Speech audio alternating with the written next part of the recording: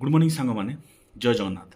आज भिडियोटी जड़े जनाशुना पत्रकार विषय जी कि गोटे कमेंट देती ऑनलाइन टीचर मान विषय से कहते ऑनलाइन टीचर्स माने जड़े जड़े दुई कौड़ीर टीचर्स एवं एमान को किसी जना ना।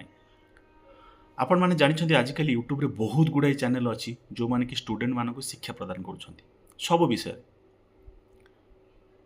से जेकोसी विषय होना कहीं बिना फीस रे बा बहुत कम पैसा पिला सब्जेक्ट मिल जाऊँ।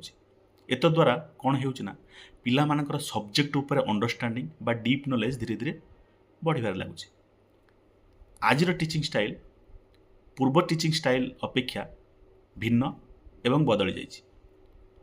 आपण पिला जहाँ भी डाउट इजिली उपलब्ध हो जाऊँगी यही ऑनलाइन क्लास बा ऑनलाइन चैनल मान जहाँ फल कि मु जहाँ ऑब्जर्व करुँची कोचिंग क्लास ट्यूशन बा ऑफलाइन एजुकेशन प्लेटफॉर्म धीरे धीरे कमिबार लगला। ये गोटे स्वागत योग्य इनिशिएटिव पिला फॉर फ्यूचर जनरेशन आज वेल एज करंट जनरेशन। किंतु ए ऑनलाइन टीचिंग बा खबर विश्लेषण किसी नामी दामी चैनल पाई मुंड व्यथार कारण हो गलानी। कारण से जो व्यू बा टीआरपी मिले से माने बिजनेस करि थांती जहाँ कि कंपनी रो एडवर्टाइजमेंट बा जेकोसी ऑर्गेनाइजेशन से न्यूज दे थांती जहाँ फल कि चैनल को रेवेन्यू मिले। आज ऑनलाइन क्लास बा क्लासेस रो व्यू बा टीआरपी एते मात्रा रे बढ़ी गलानी जे कंपनी बा ऑर्गेनाइजेशन माने से एडवर्टाइजमेंट बा न्यूज प्रसारण करने को ऑनलाइन क्लास को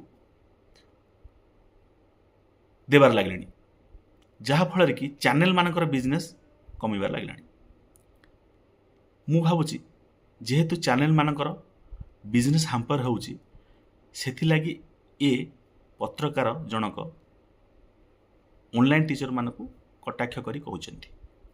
ये मोर व्यक्तिगत ओपिनियन। आपणकर कौन राय कमेंट बॉक्स रे जणाइबे। धन्यवाद रोचे।